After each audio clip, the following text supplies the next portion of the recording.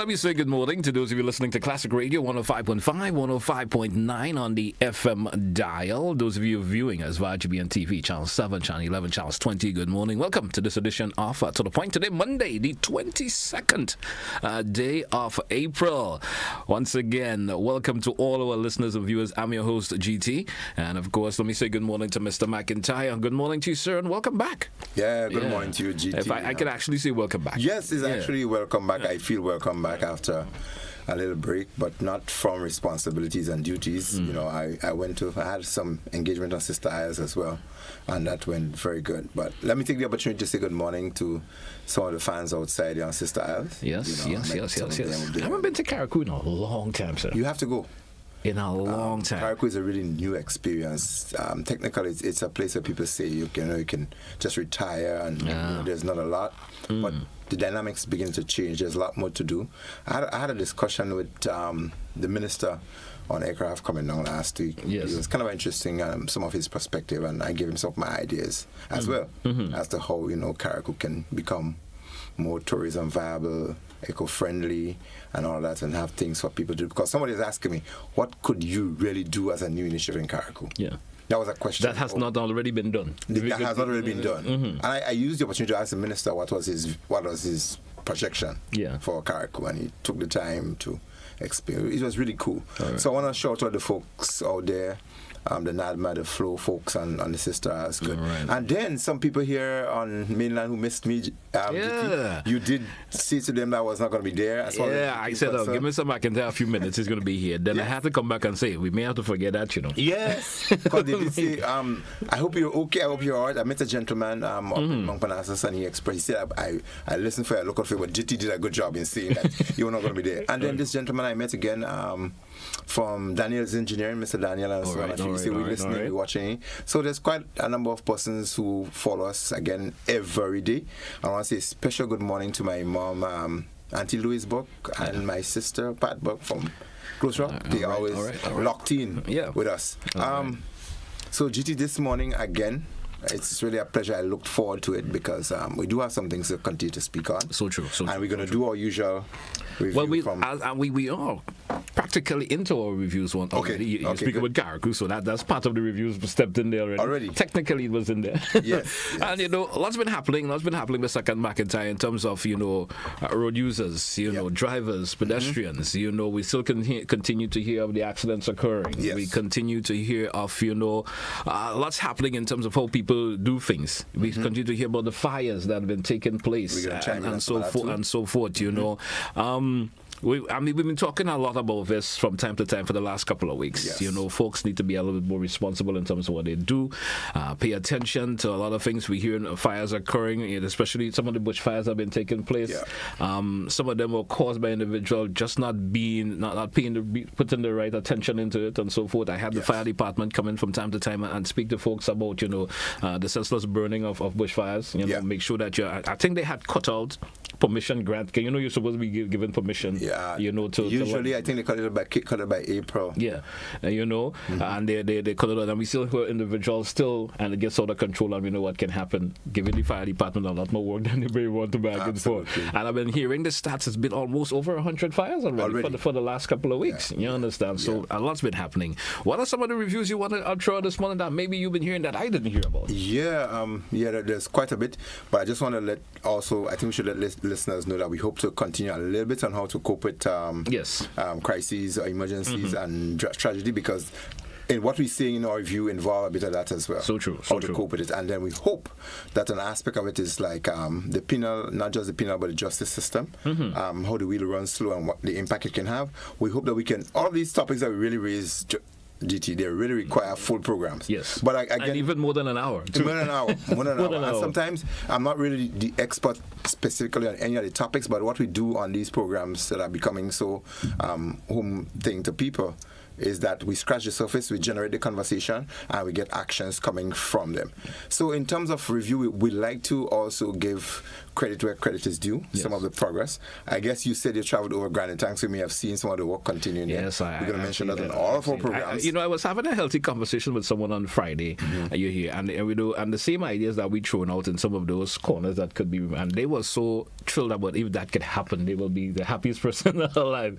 They're saying, I understand the natural aesthetics of the Grand Tank area want to be maintained. We understand that, but we have gotten to a day and age in life now that there are things that may have to change. Right. And they were talking about in relation to that. Absolutely. And I said that goes along the same lines myself and Mr. McIntyre speak about on Mondays, and which the authorities could look into it some way or the other. I know what. And it would not destroy we're not asking to destroy the natural aesthetics at all. But make little tweaks that we have to be sensitive and sensible to the issue. Exactly. Of course. Exactly. And I think also, just like yourself, I had people who chimed in on it and spoke about you guys make really good sense when you look at these corners. They just need to bank off some of those the dots and the fun that comes. A couple of feet, and that would make and it makes a whole lot of difference. You know what? It will make a lot of difference. Let's keep beating on it.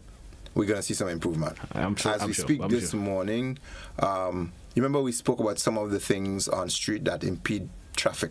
Yes. And so on. And we did speak of that massive 2 boat engines that were right on the carnage. Yes.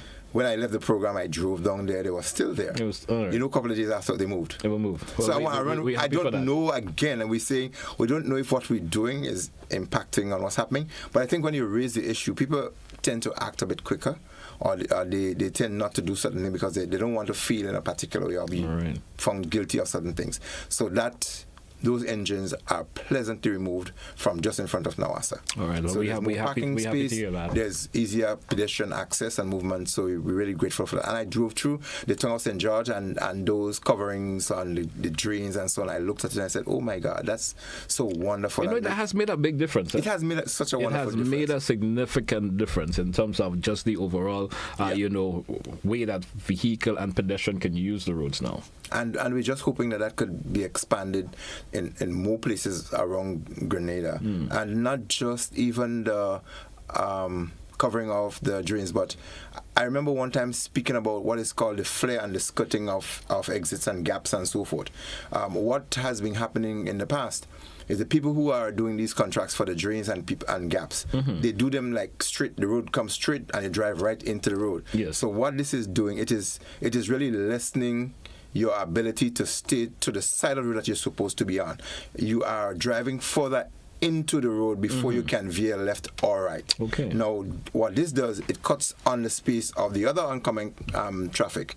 So the likelihood of an accident occurring where a vehicle is exiting from a minor to a major road, it creates a greater probability or possibility for that to happen. When the skirting or that flare isn't spread out as well as it should. It does not cost a lot more, but it creates so much more safety on the road. If people are able to just widen it, rather than just having the width of the road come straight into the other road, you just create a flare on it a bit, so that when you come out, you can veer left or veer right. Yes, instead of just that straight from, if you spread it. So and it makes it even more visible for the approaching vehicles.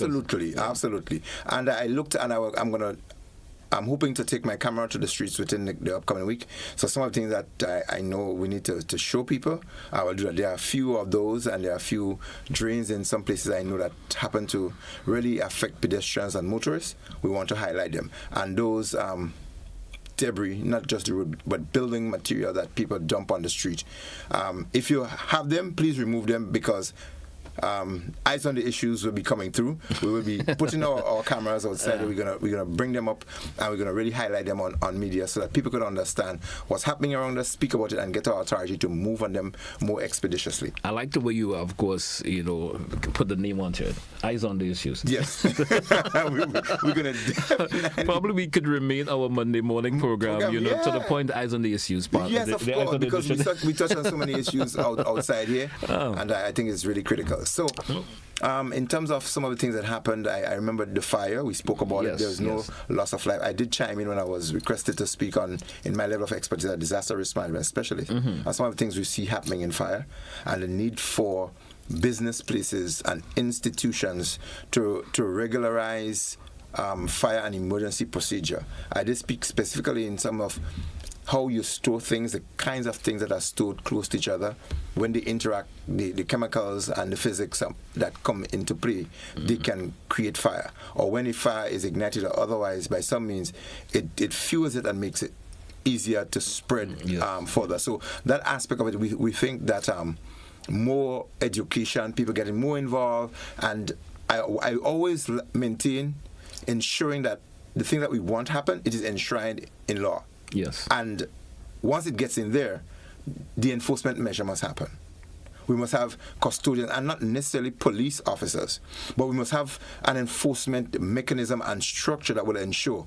I maintain that the laws, the policies that are set, they must be deterrents. Yeah. It should not be even the physical enforcers to be there to make things happen. But just by understanding, and that goes far as even into traffic, we're going to speak one of these days on the penalties and so on, and how we would want those to be revised.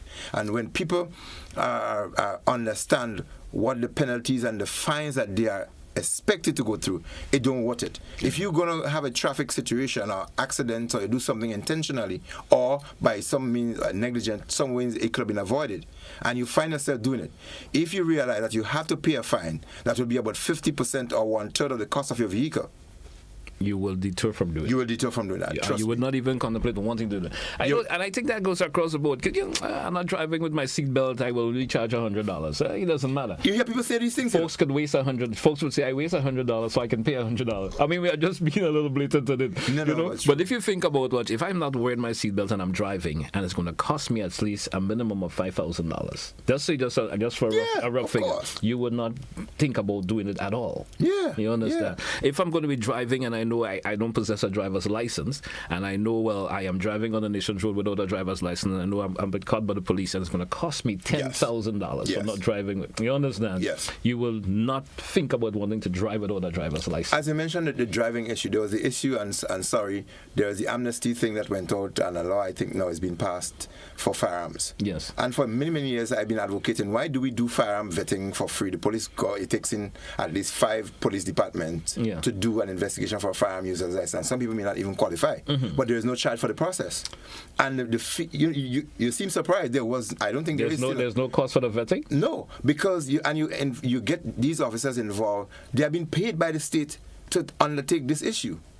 And that is the thing that you have to pay for. That's interesting to know. And I still think the application process is free. I don't know, but I know that the fees for a firearm user's license became a deterrent to those who just wanted to own a firearm. People would have applied. The people would apply randomly because it's a free application process. The vetting process was free up to recently. Yeah. And so they increased, I think, with now $500 for the user's license. So the average person who cannot maintain the $500, they will just apply, basically, if they really need it. I think they should even increase that. Yeah. So the people who really need it are the ones who definitely will apply and be able to pay their license for it. And there should be a vetting fee, as you said. And a vetting fee. And for us being able to find out if you are qualified to have it, there's a fee that goes with it also. Of course. You understand? A non-refundable fee. Imagine you have to engage a number of persons in that process. And when it's finished, the person does not meet the criteria. All of this effort goes down and the then drain? it just goes, all right. No, that doesn't make sense. Mr. McIntyre, we do for a break. Let's take it. When we come back, of course, we should chat some more. Folks, as we go through the morning period, if you do have anything you want to chime in on us, specific to the topic of conversation this morning, sometimes folks get to detour from the conversation a wee bit, but try to keep it on topic, please. We'll be right back when we come back. Stay with us, folks.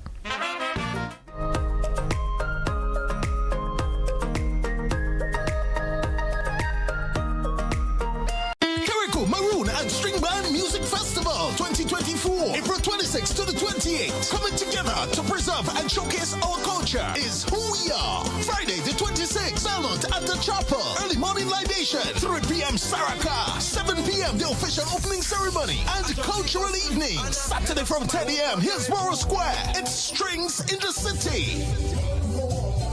Then at 8 p.m. we move to the Botanical Gardens for Cultural Explosion with local and regional performances featuring Touch, the band.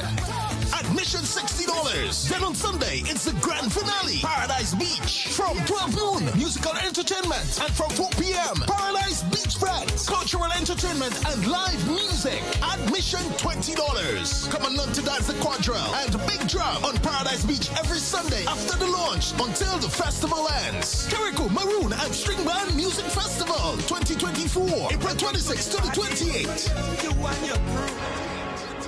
On Saturday, May 4th, there will be a shift on the island as the biggest grilling fest in Grenada moves to the big parish. The Maggie King of the Grill competition is at Progress Park, St. Andrew. Come taste the most sumptuous creations from the grill as top chefs and food enthusiasts showcase their culinary skills. Maggie King of the Grill is a festival like no other with live soca music, fun attractions, and games for the entire family. Then from 6 p.m., get a chance to win up to $5,000 cash in bingo. Interested vendors and grillers should call 456-3454 to register. It's the Maggie King of the Grill competition at Progress Park, St. Andrew. Gates open from 12 noon. Bring your appetite and stay tuned to this station for more details.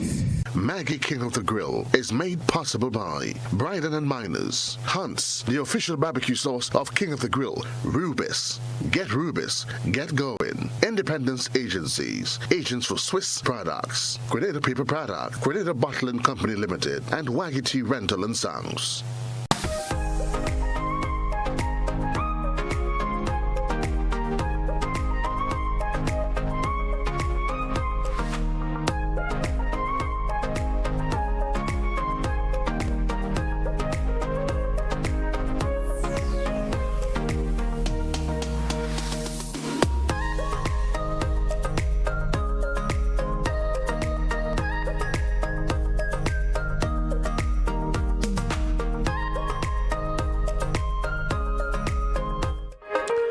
Welcome back, listeners. Welcome back, viewers, to The Point for today, Monday, the 22nd day of April, 2024. And Mr. McIntyre, welcome back once again. Mr. McIntyre, I think as we have a call, I hope the framework of the conversation is within our topic line this morning. I guess we lost the caller there. We lost that caller there. Anyway, we'll take it probably when we do get into the segment. I'm seeing that caller is coming back. Probably wants to chime in for some reason. Hi, caller, good morning. Good morning to you, caller. Good morning to you and GT and your followers. A couple of things, some comments on the issue that you were raising earlier on about the cleaning of the edges of the road and so. Aesthetically, it looks quite good. Safety-wise, there's some cases where it does enhance safety. But generally speaking, I think a lot of taxpayers' money, I would say, is wasted on a lot of those things. Now, that road that when you come down Calais Hill and you're going to the airport, that short that road there, nice wide road, very deep box drains on both sides. Now, for the life of me, I cannot see why taxpayers' money should be spent to cut beyond the box drain. Somebody's property, high value property, I don't know how many US per square foot. And I was walking this morning and I said to a guy, looks good, but why is my money being spent to do that in somebody's land? And he said, well, it's a job well done, at least. I think we have to make our citizens more responsible. The government has a cadastral map that shows the owner of every square foot of property in Grenada, I think. And I think these people must be made to be responsible for clearing their properties and fined if they do not do so. So while it looks good in many cases, I don't think it is necessary, and I don't think it's something that's necessary to spend limited resources on. There are too many things that are crying out for resources, and we are using the resources as is done in many cases in the past, just to create jobs for people and also to clean private property. We're having a lot of landslides around the island. And why? Because the road hedges, the overhanging, and all those things were cleared indiscriminately by a group of people called environmental wardens, they were called, destroying the environment, cutting all this, the overhangings with the roots and everything, and now we're having landslides.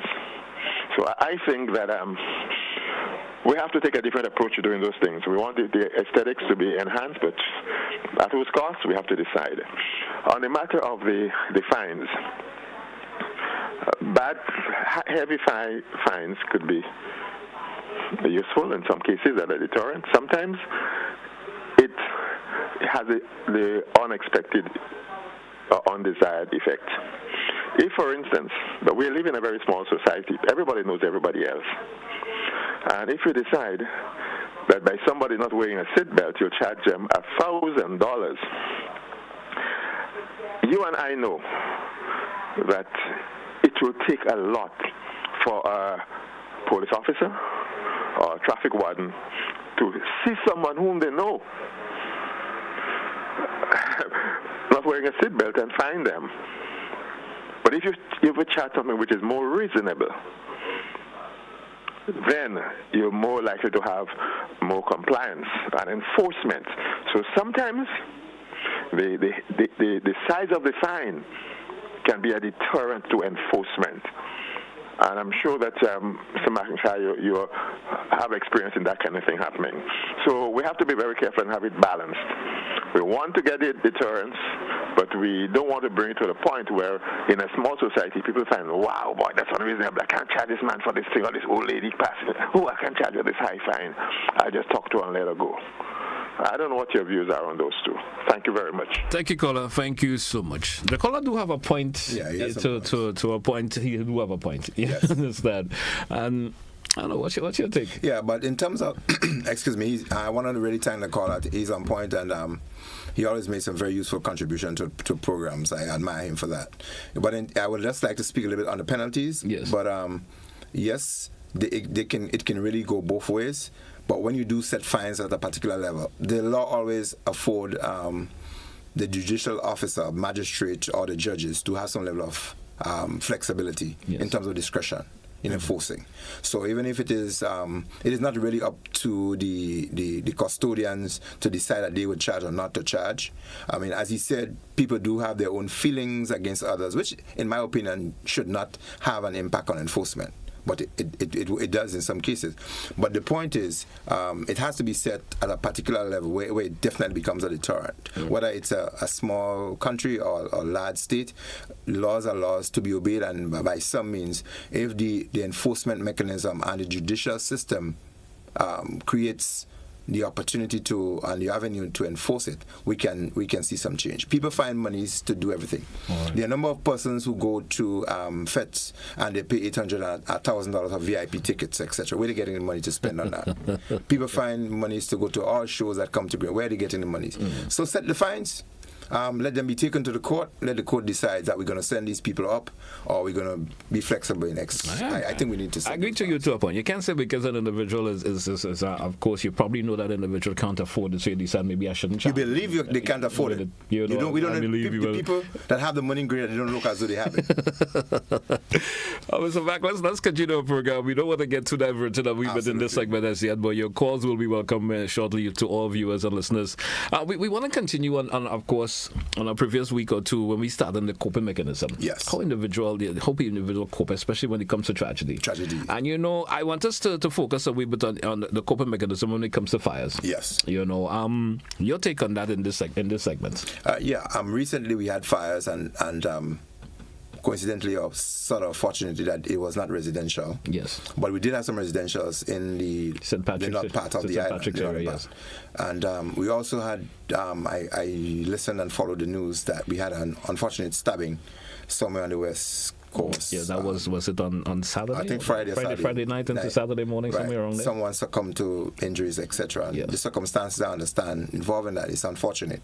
So when people die, you have, when more than one person is involved, you have multiple families sometimes have to deal with those kind of tragedies and what you sometimes call the emotional situation or the psychosocial aspect of it. Yeah. Things that affect one's psyche because of what may have happened.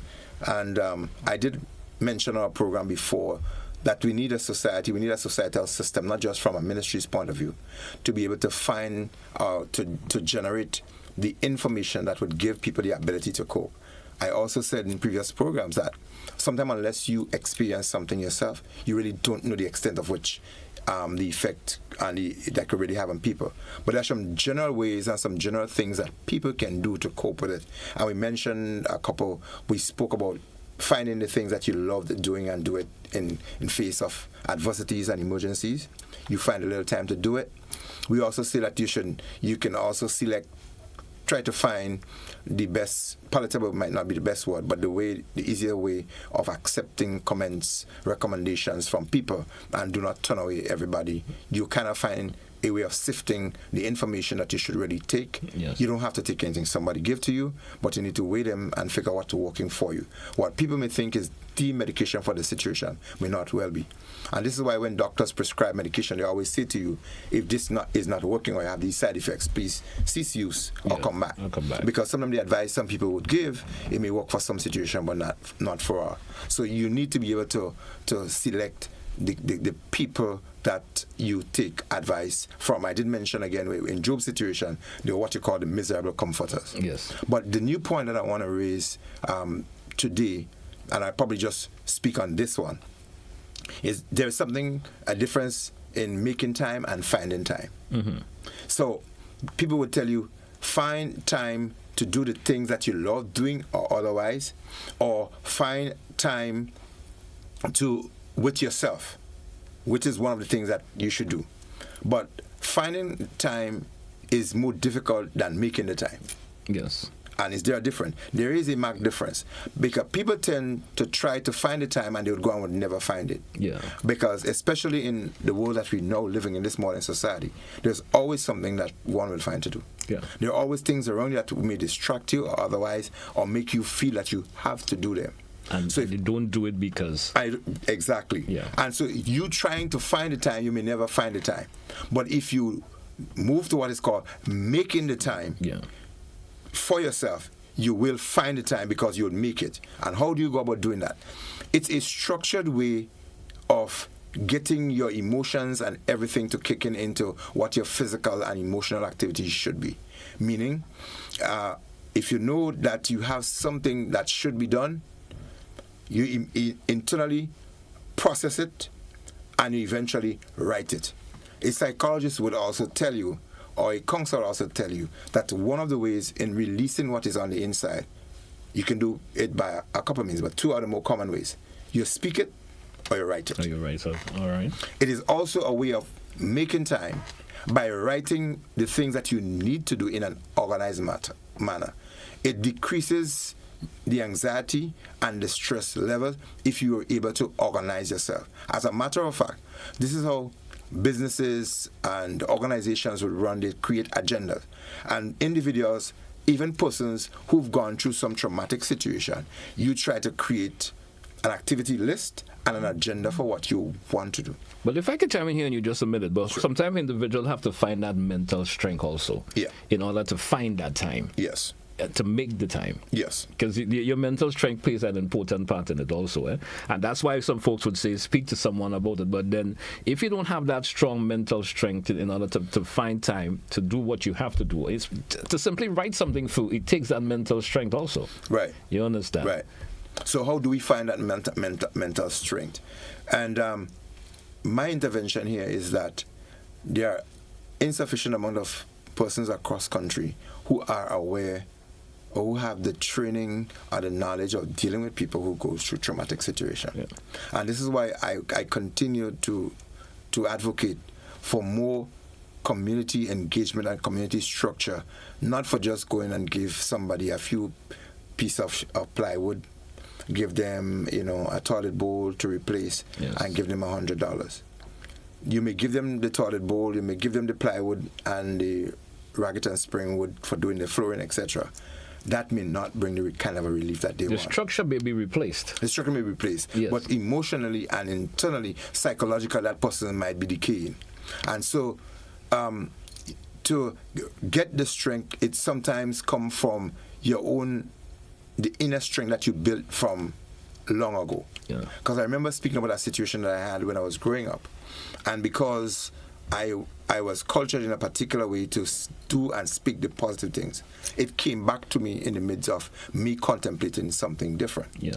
So if our society is channeled in the way through our institution, and I mentioned the church, the clubs, groups, sporting organization, etc., to have that aspect of that level of psychosocial people, preparing them to deal with situation, giving them the tips and the techniques in handling situation, it becomes easier when you are placed in your own environment, because persons with tragedy belong to a family, but the family don't collectively deal with the tragedy. Or sometimes the family don't belong to them. Sometimes the family don't belong to them. But even if you are part of a nuclear family or otherwise an extended family, every individual has to process the things separately, individually, because the way you and I could be brothers, but my way of dealing with it would be totally different with you.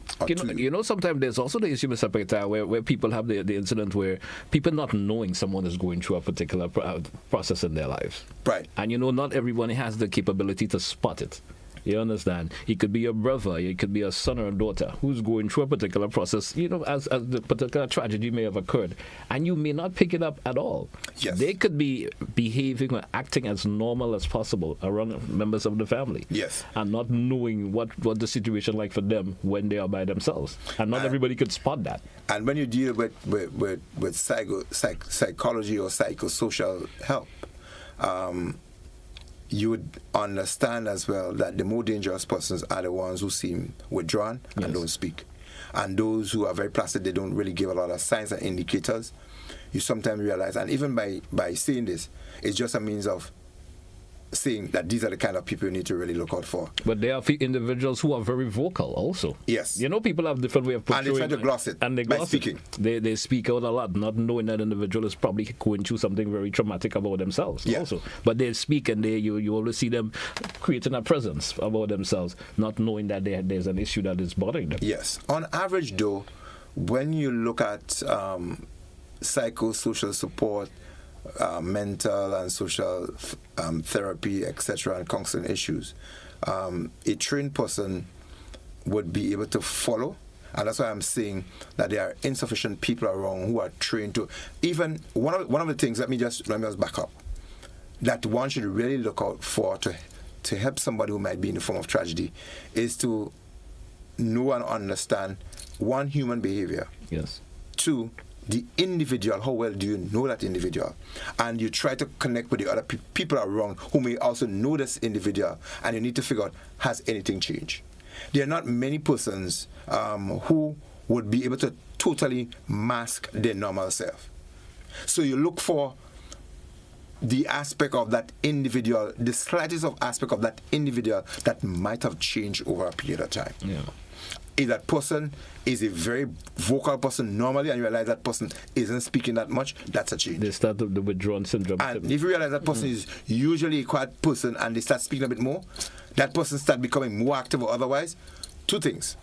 It could be that person's way of dealing with it, or it could be that person's way of overacting or not dealing with the situation.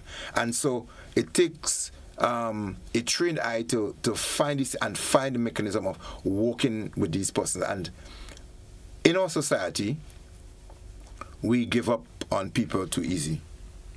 We back away from situations and believe that what we are seeing externally is the end state and the healing process has been achieved.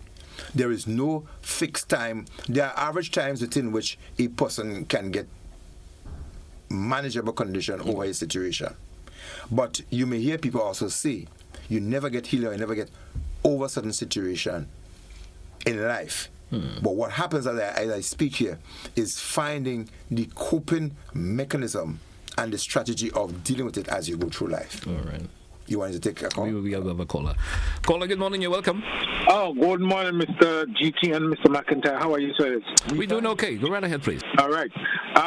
What I would like to see, Mr. McIntyre and Mr. GT, so many things happening online. You know, you're buying online and people doing delivery and all those kind of things. What I would like to see, if we go in international, I like to see all buildings numbered. Like long time ago, when I was growing up small, all buildings had a number.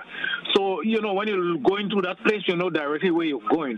Because I see sometimes Hubbard come in and deliver something. The last time they come to deliver something to me, and I'm stopping them and telling them it's me, they go by another house and say not what they tell them.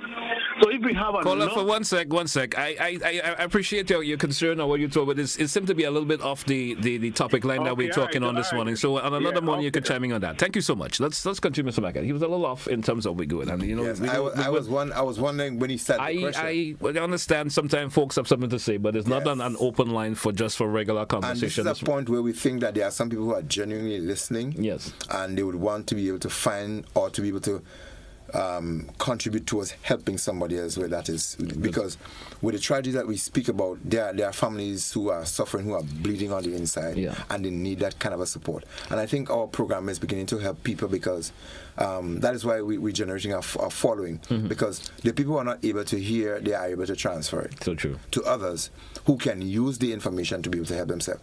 And this intervention, in my opinion, is timely because Grenada, we are going through so many different things, so many different beats, that every weekend or every other weekend, there's some level of tragedy that a family has to go through. Yeah. And how do we deal with it? It is an individual, it is a family, it is a community, it is a society, and it's a country. And so the state may have its own mechanism, but how does it boil down to the individual dealing with it? It takes an individual to build a village or a community eventually, and to build a country. That's where it starts. Yes, so true. And so that aspect of being able to cope and deal with tragedy, it is critically important. And we need more hands on deck. We need multiple hands on deck. We need, collaborators who can come together to find how we can make those family and individual intervention. And what happened in our society, we are beginning to set too short a time.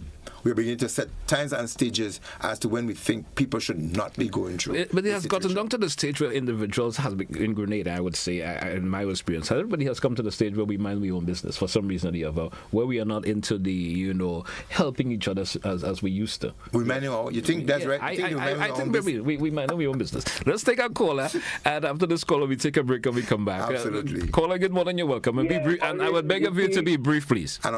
Morning, GT, and morning to Mr. McIntyre. Mr. McIntyre said something earlier on which I think we need to review. He said that everybody knows each other here. I'm not too sure right now if everybody knows each other, how we've been living for the last 20 or years. But anyway, I'm glad that you continue on the psychosocial issue because, I was thinking just yesterday, we have told that we might have a turbulent hurricane season. And, of course, we could expect any kind of disaster, so anytime, whether it's fire or whatever. And I ask myself, if there is a major disaster, how prepared are we to deal with the aftermath, the psychological fallout and so on, and even the law and order? And I don't think we pay enough attention in how to, as a people, to really looking at these things ahead of the time. And I also reflected back on Hurricane Ivan and what happened in terms of people flooding other people, swarming other people's space and that kind of thing. How can we ensure that there will be a level of cooperation, not just standing the difficulty people will be in? So if we don't learn to cooperate and use the word cooperate and collaborate, if we don't learn to do that when in peace or in normal time, I don't know how we will do it when there is turbulent situation where there's some level of upheaval. So I'm glad that you continue. And you talk about people, Mohan, I agree with you. But how do we go about doing that? We need to find different ways nowadays to sort of try and invite people.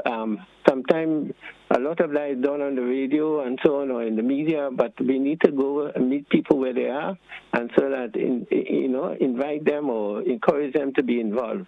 we live in a different society to the one that we grew up in. We have to admit that, and we have to also have a different response, a different, approach. Thank you very much. Thank you, Colin. Thank you so much. Mr. Mack, we due for a break. You want to respond to the call in any way? Well, should we take that break? We'll take the break, and then I will respond short to the caller, and then we move into the final segment. Okay, we'll be right back, folks. Stay with us.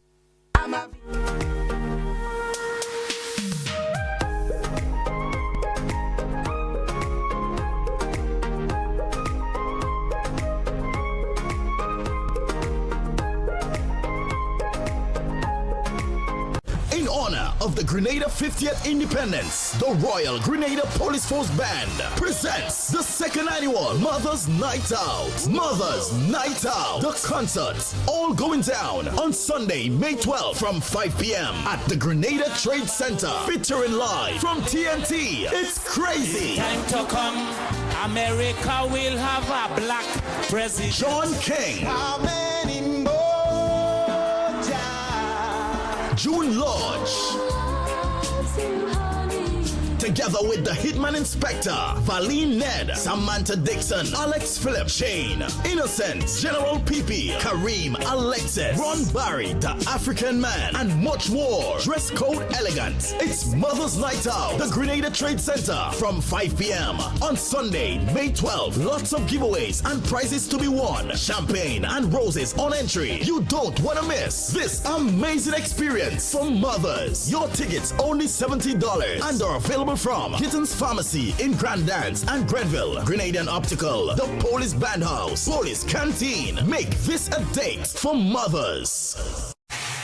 Mark your calendars, football fanatics. The GFA is turning 100 this year, and we're ready to celebrate. It's GFA's Legends Weekend, a 3-day extravaganza, kicking off on Friday, May 3rd, and running all the way till Sunday, May 5th. Witness history in the making. The Caribbean taking on the world in a clash of legendary international footballers on Sunday, May 5th at the electrifying Kirani James Athletic Stadium. Get ready to roar with the crowd as iconic legends like Emmanuel Adebayor, El Haj Diouf, Alex Song, Michael Essien, Luis El Matador Hernandez, Shaka Hislop, Asamoah Gyan, Ricardo Bibi Gardner, Russell Latapi, Shallery Joseph, Jason Roberts, Dexter Daps, and a whole host of superstars light up the pitch. From breathtaking goals to unforgettable memories, GFA's Legends Weekend promises an epic celebration of football you won't want to miss. Keep your eyes peeled on GFA's social media for the full squad reveal. GFA's Legend Weekend.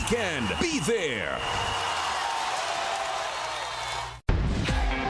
On Saturday, May 4th, there will be a shift on the island as the biggest grilling fest in Grenada moves to the big parish. The Maggie King of the Grill competition is at Progress Park, St. Andrew. Come taste the most sumptuous creations from the grill as top chefs and food enthusiasts showcase their culinary skills. Maggie King of the Grill is a festival like no other with live soca music, fun attractions, and games for the entire family. Then from 6 p.m., get a chance to win up to $5,000 cash in bingo. Interested vendors and grillers should call 456-3454 to register. It's the Maggie King of the Grill competition at Progress Park, St. Andrew. Gates open from 12 noon. Bring your appetite and stay tuned to this station for more details.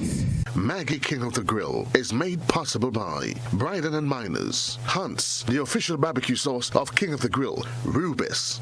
Get Rubis, get going. Independence Agencies, agents for Swiss products, Grenada Paper Product, Grenada Bottling Company Limited, and Waggy Tea Rental and Sounds.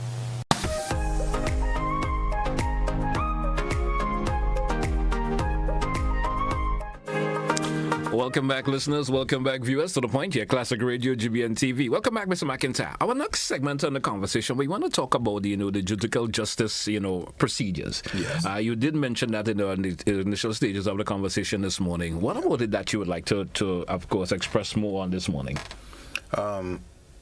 As we host these programs, people raise different issues as they meet me and they speak and so forth. Mm-hmm. And one of the concerns was the process of perceived justice, the justice system. And as we mentioned justice, I just want to shout out to the administration and really commend what's happening now in terms of the backlog in cases and matters.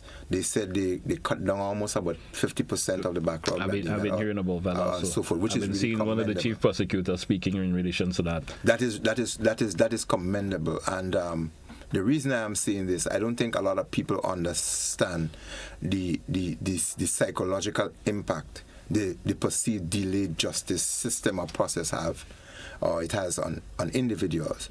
A number of persons have spoken. There was a lady who called me and she said she was representing a young lady who was allegedly molested by a senior, or I think was a parent. And that matter just seemed to be going on, and that young lady is going through that traumatized process of this matter not being heard. Seemed like getting no conclusion. Not even a hearing, sort of. And then another one spoke to me. She said she was a victim of theft where her place was vandalized, her computer of the child was stolen. During the time he had to do exams, the child was traumatized. And the matter has been going on. The child, I think, was in Form 1 or 2 when the matter occurred. It has not been heard. The child is now almost to exit his secondary school, and the matter still has not been heard. The computer has been retrieved from the alleged perpetrator and all of that. It is in police custody and everything else. So that computer stayed there for all of these years. The child doesn't have access to it and other things.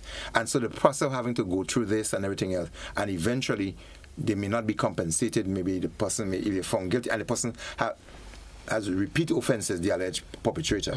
So it is traumatizing to the individual to have to be going through court ever so often, and the matter is not being heard. I wish to also say in my own case, after 1 year, God bless, last Tuesday or Wednesday, that was the 16th of April, was the first hearing of my son's tragic passing, the case and so forth. And I had to have given evidence, and because now I'm a witness in the matter, there's limited I would want to be able to speak on personal. But we just want to see that the matter has started. And again, we had to endure for at least a year before it had the first hearing where somebody actually went on a witness stand. And I can tell you from my own personal experience, because I understand law and processes, I'm able to deal with that a little bit easier. But the average person who doesn't understand what the process in getting matters to a court system and what can delay process, the inaccessibility and unavailability of witnesses and evidence and all of that, and the number of matters to be heard at a particular time, this could delay the hearing. But again, justice delayed is justice denied, and justice, again, we maintain, is not just supposed to be served, but it has to appear to be served and delivered. And so the move to have matters expedited, and I heard one of the attorneys was seeking to have certain matters expedited or particular hearing because what it can do. It is a societal way in most cases of bringing a sense of resolve. If people understand that the matter is brought before a court, it is in process, it is happening within, let's say in some cases when you have what is called felonies or matters to be tried before a judge and jury, and those indictable matters, these processes would not sometimes happen within a year's time. But if the preliminary or the PI goes on and it starts and it is continuing, you get a sense of relief that something is happening. But when nothing seems to be happening, and when it eventually happens months or years down the road, and you have to relieve the trauma all over again, it has its individual, it has its family, and it has its societal impact. So the process of the justice system, if the wheel seems to be continuous, it seems to be rolling, it is also a psychological, psychosocial recovery process. It can help our own society in being able to deal with the situation, less anger, and your coping mechanism could be enhanced if the things are seeming to be happening. But when nothing is happening and when something happened, you have to rewind all over again. Trust me, it is like peeling the plaster and the dressing from a wound that you had that seemed to have been healing for a while. So if we become more conscious as a society, the officers of the court, the enforcers, the police officers, the witnesses, and everybody understand that when a summons, like you had in your program last week, when a summons is being given or issued by the court, it should be honored. And when it is not honored, we wish that the court system will say, we are following up with a warrant to get you to appear. Because there are experts who are supposed to make themselves available. And to me, in some cases, they find themselves being occupied or too occupied, or some things do not catch their attention at a particular time. And they care less to show up. And they care less to show up. Which legally is justice again. And sometimes the disrespect for the court system, for magistrates and our judges, is something that has to be addressed. When people or warrants or summons are being issued, they're sometimes not honored. When they're not honored, are they really followed up with a bench warrant or a warrant to command persons to appear? We need to be able to see the justice system being more rigorous. It will enhance the healing and the psychosocial recovery process of people who are going through trauma. I thought I needed to put in that intervention because who feels it knows it. Yeah. And as I said, because I understand those, it gives me more to deal with than the average person who really don't understand what's happening. And the process of the information, sometimes no information comes. So true. Witnesses or people who do have cases and so forth. You'd hear people saying, there is this gentleman who is wanted. I am seeing him everywhere in the community. And the people are saying they can't find him. So how rigorous, how in-depth is our effort in finding witnesses and people who should form part of the process of getting matters done and expedited. We are commending the initiative to see that some steps have been made. We are making further appeal that even I heard the president of the Bar Association making an appeal for particular attorneys to get into criminal justice practicing. Yeah. And there seems to be sometimes a lack of persons not having the interest. Similar, like people wanting to become priests and everything else in our society. That too we understand is dwindling. So we have to find a way of creating the enticement and the encouragement for people to be involved in these important states, instruments and institutions that will help us to become a better nation, a place that you are able to deal with situation much easier because the process helps the wheel to roll. All right. I agree with you a whole lot of that because I can speak personally. I've been having a matter in court since 2016. Yeah. Fetching that. And just numerous adjournments. Sometimes I wonder what's the reason for the adjournment sometimes. And when you hear sometimes the reason, you take forget. Really? We adjourned for that, but you're wondering, and then you sort of lose the motivation now. Eh? Yes. The motivation gets lost within there now. Your mental capacity, in terms of remembering the initial thing that happened, sometimes dwindle too. And then you feel you're giving wrong information at times because it's been so long that, there are other things that you focus on that you lose that trail of thought that happened from the initial stages. Even though it's been written sometimes, and then you give a different view of it. And I've seen that happen with individuals sometimes. And thank you for that. And no disrespect to officers of the court and the persons who are responsible within the judicial system.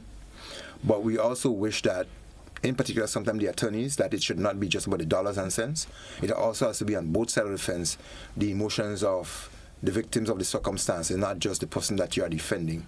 You have to be conscious of that. And I don't know how many attorneys have the intestinal fortitude and that ability to be able to be more balanced in terms of, I have to represent a defendant, but I also have to be conscious and be fair to the victims of the situation. You may be aware as an attorney as to what you personally representing may have said to you. Yes. But the victims may not be. And so in that way, you must allow even the victims to understand that you are on both sides of the fence. You have a job to do, but it must be done in a way that also shows that you are compassionate or otherwise, and you understand and empathize with the situation. I must not just be spoken in the spoken words, but your whole approach and demeanor must be able to transfer that. And sometimes the defendants get the tendency to believe that, because of the lengthy process that they go through, it's like, I'm getting away with the matter. It kind of gives them that impression, and you hear that same defendant, for some reason or the other, go ahead and convince another. And some defense attorneys place the matter for time. Yeah. And you hear people speak about it because they understand what time could do to the situation. Of course. We do have a caller online, and of course we'll entertain your calls, and we beg a few callers, and please keep within the framework of our conversation this morning. Let's take our first caller in this segment. Caller, good morning, you're welcome. Yes, good morning. Going back to the initial conversation, your guest speaking of mental health issues and being able to recognize people, everyday people in society that we see and picking up on the red flags that something is going on. I think it is very important that as a society we hone in on unusual behavior and looking out for the red flags.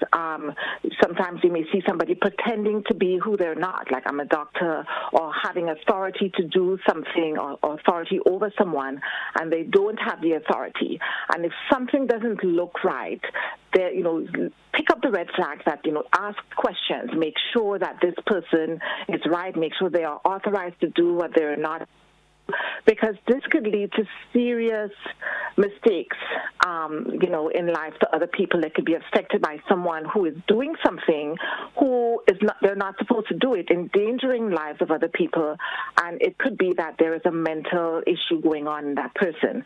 And a recent example is that a family member was actually admitted into a home by a person who was unauthorized to bring that person to a home.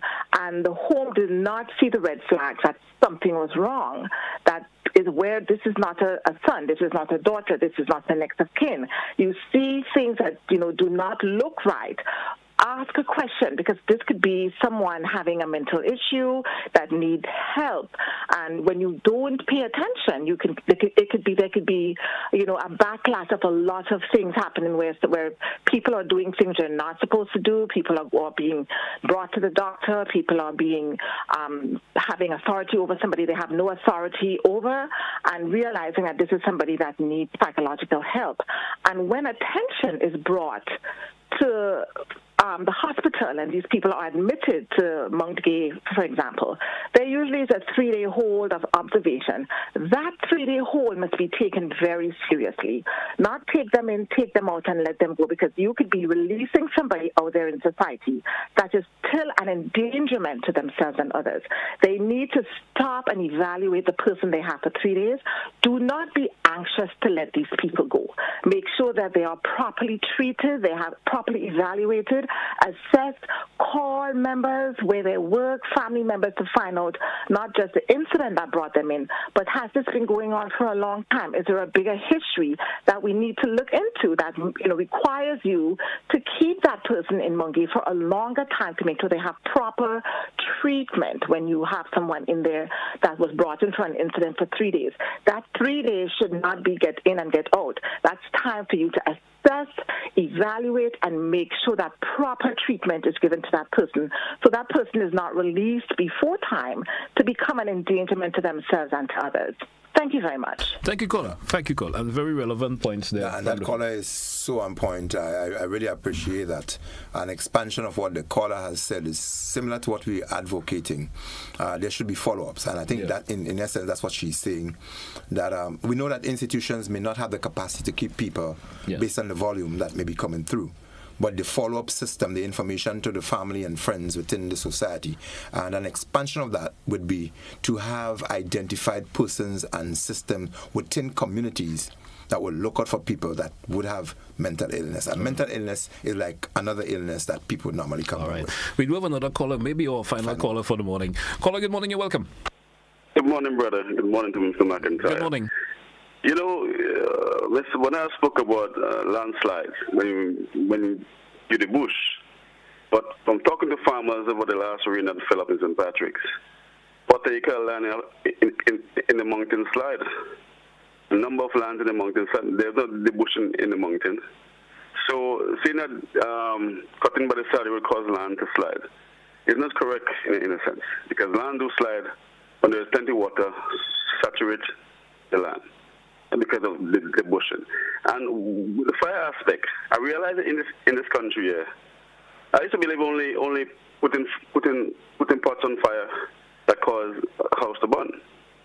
But there is that aspect of people buying appliances, and some of the appliances, even the extension cords in them, and they would leave them on, and they would get hot, and by getting hot, they would catch a fire. People have to be careful what they leave on. When they live in their house, they have to put off everything, switch off. Because by living it on and think, well, it's just okay. You may come and make your husband. Have a nice day, bro. Thank you, caller. Thank you so much, and thank you for your contribution. Mr. McIntyre, we are about this stage of the morning that we got to take a wrap for today's program. Take the wrap, and I just want to express my profound gratitude to all the followers and for our program. And we wish to just end on the final aspect in terms of the justice system. Yes. Commend them again for it, and we need to see more of that happening, and hope that we can bring it down so that matters are expedited.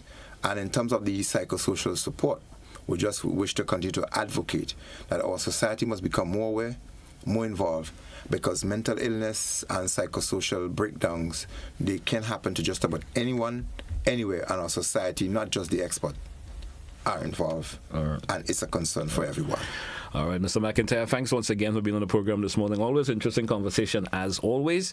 We do this again next Monday, once the Almighty permits. Health, strength, and I like to say with everything else in between. Yes. We certainly will be back. Yes. All right. Hey, folks, thanks for being with us this morning here on the program. Folks, join us again for another edition of To The Point, and that will be tomorrow, once the Almighty permits. Have yourself a good day, and goodbye.